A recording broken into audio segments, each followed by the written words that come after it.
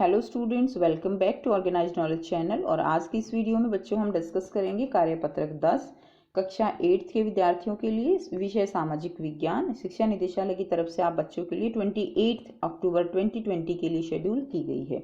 और इस वर्कशीट में हमारा जो चैप्टर है वो कंटिन्यू है, भारतीय संविधान के मुख्य लक्षण। आज आपको बच्चों दो वर्कशीट करनी है, एक आप एसएसटी की वर्कशीट करेंगे, दूसरा आप इंग्लिश की वर्कशीट जो है वो आपको करनी है। तो आज का टॉपिक क्या है? मौलिक अधिकार। मौलिक अधिकार कौन से अधिकार होते हैं? ये वे अधिकार हैं जो संविधान के द्वारा नागरिकों के लिए संविधान में निहित किए गए हैं। ठीक है।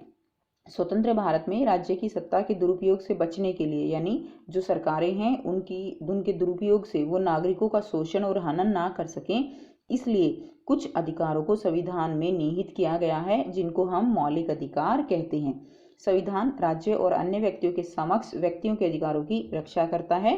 तो संविधान जो है हमारे जो अधिकार हैं उनकी रक्षा करता है, क्योंकि वो जो है संविधान में निहित कर दिए गए हैं और वो हमारा अधिकार है। इसके अलावा संविधान के एक खंड में नीति निर्देशक तत्वों को भी समाहित किया गया है, जिसका उद्देश्य राज्य के सामाजिक और आर्थिक सुधार लाना है। तो संविधान के एक खंड में नीति निर्देशक तत्व उनको भी समाहित किया गया है। ये तत्व क्या होते हैं? ये तत्व ऐसी जो है आप कह सकते हो ऐसी बातें जो है वो समाहित की गई हैं, जिनका उद्देश्य क्या है? राज्य में सामाजिक आर्थिक सुधार लाना। जैसे जो फ्री एजुकेशन जो बच्चों को दी जाती है वो इन्हीं नीति निर्देशक तत्वों के अंतर्गत ही दी जाती है। नेक्स्ट देखिए, मौलिक अधिकारों के प्रकार। मौलिक अधिकारों के प्रकार जो है कौन से हमारे मौलिक अधिकार हैं, वन बाय वन हम इनको पढ़ेंगे। पहला जो अधिकार है वो समानता का अधिकार। समानता जैसे नाम से ही पता चल रहा है बच्चों, समानता का अधिकार।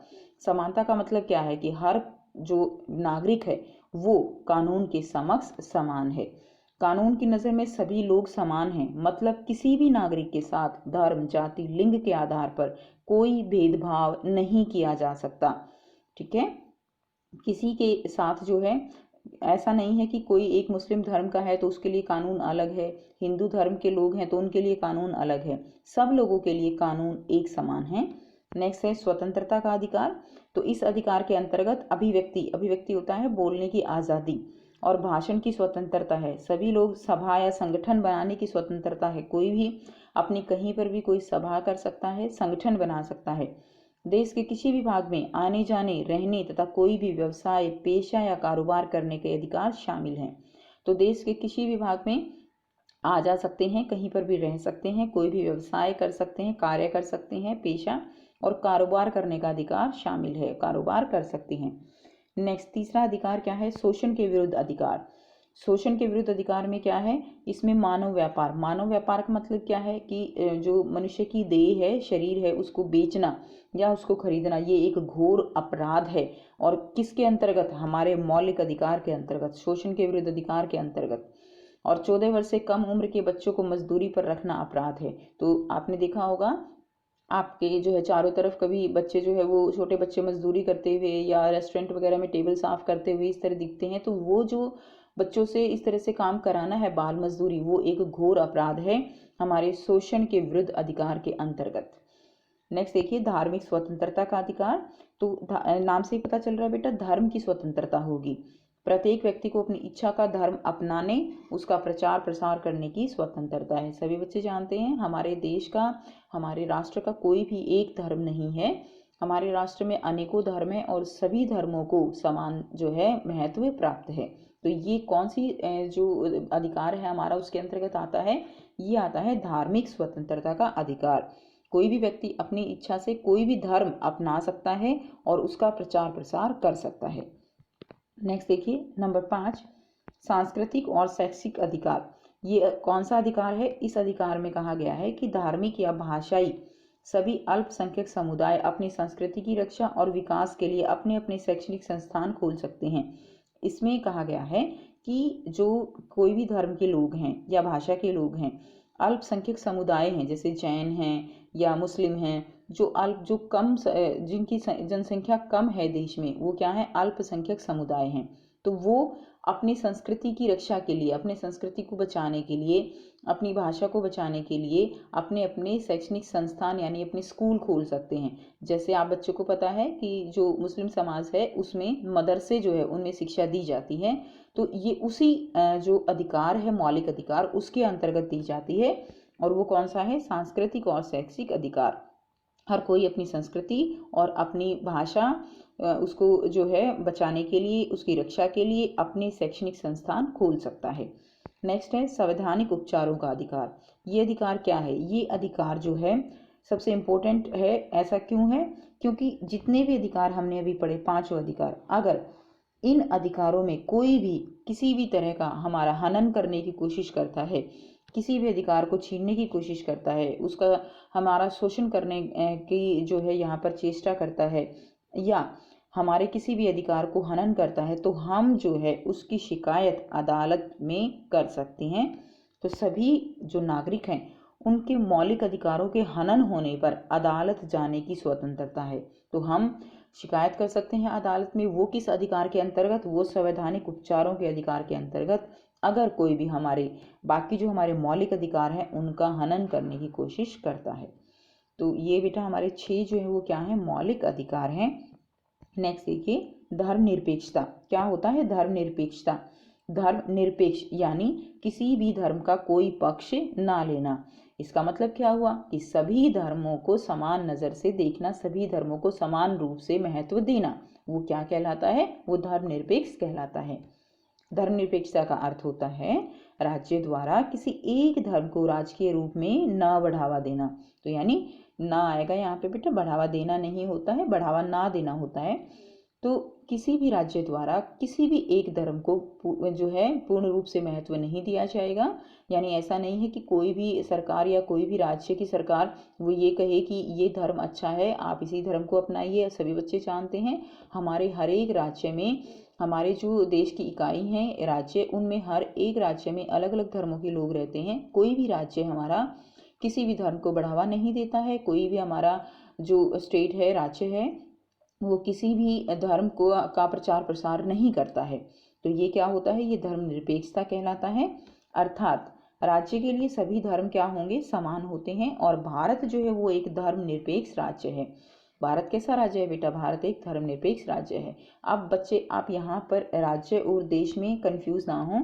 राज्य अब लिखा हुआ है भारत एक धर्मनिरपेक्ष राज्य है, बिल्कुल ठीक लिखा है। देश और राज्य ये दोनों समानार्थी शब्द हैं। राज्य और देश इन दोनों का मतलब एक ही होता है, ठीक है। राज्य हम किसको कहते हैं? राज्य हम ऐसे क्षेत्र को कहते हैं, मान लीजिए ये क्षेत्र है तो ये एक राज्य है। कैसे? हर जो भी राज्य होता है उसकी बेटा अपनी एक सरकार होती है, अपनी एक जनसंख्या होती है, अपनी बाउंड्री सीमाएं होती हैं, ठीक। तो ये सारी बातों को देख के उसको हम क्या कहते हैं? राज्य कहते हैं। जैसे हमारे 28 राज्य हैं तो उनकी अपनी सीमाएं हैं, अपनी सरकार है, अपनी जनसंख्या है, अपना भूभाग है, तो वो क्या है? वो राज्य है। इसी प्रकार अगर हम देश को देखें तो देश की भी अपनी सीमा है, अपना एक जनसंख्या है, तो हम देश को राज्य या राज्य को देश जो है वो कह सकते हैं। तो यहाँ पर आप बिल्कुल ये ना सोचें कि यहाँ पे गलत लिखा है, भारत एक धर्मनिरपेक्ष राज्य ही है, ठीक है। इसको देश भी कह सकते हो, राज्य भी कह सकते हो। और अगर देश में कोई भी देश है, अगर उसके जो आप कहते हो ना राज्य, अगर उसकी अपनी सरकार नहीं है, अलग से किसी राज्य की अपनी सरकारें नहीं हैं, अलग से उसकी पॉपुलेशन की गणना नहीं होती है, तो उसको हम क्या कहते हैं? इकाई कहते हैं। क्या कहते हैं? इकाई, ठीक है। इसी तरह हमारे देश के भी हम 28 जो राज्य हैं उनको इकाई भी कह सकते हैं। अब देखिए नेक्स्ट हम करेंगे क्रियाकलाप। यहाँ पर इनके सामने संबंधित मौलिक अधिकारों के नाम लिखिए। तो पहला क्या है? मेरा दोस्त के साथ पढ़ना, खेलना, खाना। ये कौन से अधिकार के अंतर्गत आता है कि आप अपने दोस्त के साथ खेल सकते हो, पढ़ सकते हो? तो ये आता है स्वतंत्रता के अधिकार के अंतर्गत, ठीक है। तो आप यहाँ पर ये लिखेंगे स्वतंत्रता का अधिकार। यहाँ पर लिखेंगे आप स्वतंत्रता का अधिकार, हर एक के सामने लिखेंगे बेटा। जो भी हमारा मौलिक अधिकार के अंतर्गत हम ये काम करते हैं वो हर एक के सामने लिखेंगे। आप जो अच्छे से लिख लीजिएगा, स्वतंत्रता का अधिकार। दूसरा देखिए, मुझे किसी भी देश के राज्य में निवास करने का अधिकार है। तो ये किसी भी राज्य में निवास करने का अधिकार किस अधिकार के अंतर्गत है? स्वतंत्रता का अधिकार लिख दीजिएगा यहाँ पे। मैं 14 साल से कम उम्र का हूँ और मुझसे कोई मजदूरी नहीं करवा सकता। तो ये किस अधिकार के अंतर्गत मजदूरी नहीं करा सकते? वो है शोषण के विरुद्ध अधिकार। तो आप ये लिखिएगा तीसरे का आंसर, शोषण के विरुद्ध अधिकार। नेक्स्ट देखिए, मुझे अपने धर्म को मानने उसके प्रचार प्रसार की स्वतंत्रता है। तो बेटा कौन से मौलिक अधिकार के अंतर्गत हमें कोई भी धर्म मानने और उसके प्रचार प्रसार की स्वतंत्रता होती है? वो होती है धार्मिक स्वतंत्रता के अधिकार के अंतर्गत। नेक्स्ट देखिए प्रश्न 5, मुझे अपनी संस्कृति की रक्षा और उसके विकास का अधिकार है।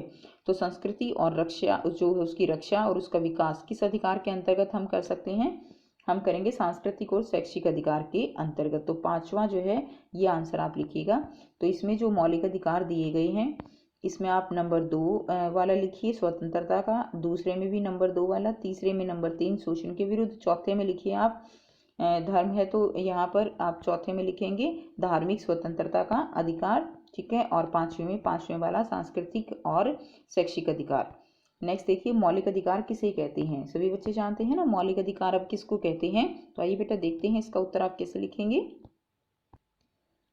तो यहाँ से आप उत्तर लिखेंगे मौलिक अधिकार क्या होते हैं? मौलिक अधिकार वे मूलभूत अधिकार हैं जो किसी व्यक्ति के जीवन यापन हेतु मौलिक और अनिवार्य होने के कारण संविधान के द्वारा नागरिकों को प्रदान किए जाते हैं। तो वो क्या कहलाते हैं? मौलिक अधिकार कहलाते हैं, जो हमारे जीवन यापन के लिए हमें संविधान में जो है दिए गए हैं अधिकार। ये अधिकार व्यक्ति के मानसिक व भौतिक और नैतिक विकास के लिए आवश्यक हैं। तो वो क्या कहलाते हैं? वो मौलिक अधिकार कहलाते हैं। नेक्स्ट क्वेश्चन देखिए, सेकंड क्वेश्चन है, भारत में नागरिकों को कौन कौन से मौलिक अधिकार प्राप्त हैं? तो बेटा हमने अभी ये किए, भारत में नागरिकों को कौन कौन से अधिकार प्राप्त हैं, तो यहाँ से आप इसका आंसर लिखेंगे, ठीक है। 6 अधिकार हैं, समानता का, स्वतंत्रता का, शोषण के विरुद्ध, धार्मिक स्वतंत्रता का अधिकार, सांस्कृतिक एवं शैक्षिक और संवैधानिक उपचारों का अधिकार। तो ये जो है सेकंड का उत्तर हो जाएगा। नंबर 1 नंबर 2 डाल के आप इनके आंसर लिख दीजिए।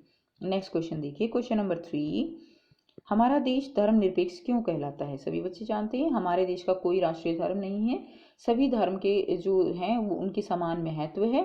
तो आइए देखते हैं इसका आंसर आप कैसे लिखते हैं। तो यहाँ से बच्चे आप इसका आंसर लिखेंगे, भारत में सभी नागरिकों को किसी भी धर्म को अपनाने या मानने के लिए स्वतंत्रता है। भारत का कोई भी राष्ट्रीय धर्म नहीं है, सभी धर्म एक समान है, इसलिए यह धर्मनिरपेक्ष देश कहलाता है, ठीक है। तो कोई भी धर्म नहीं है, सभी जो धर्म है वो समान है, इसलिए हमारा देश क्या है? वो धर्मनिरपेक्ष देश कहलाता है। Next question,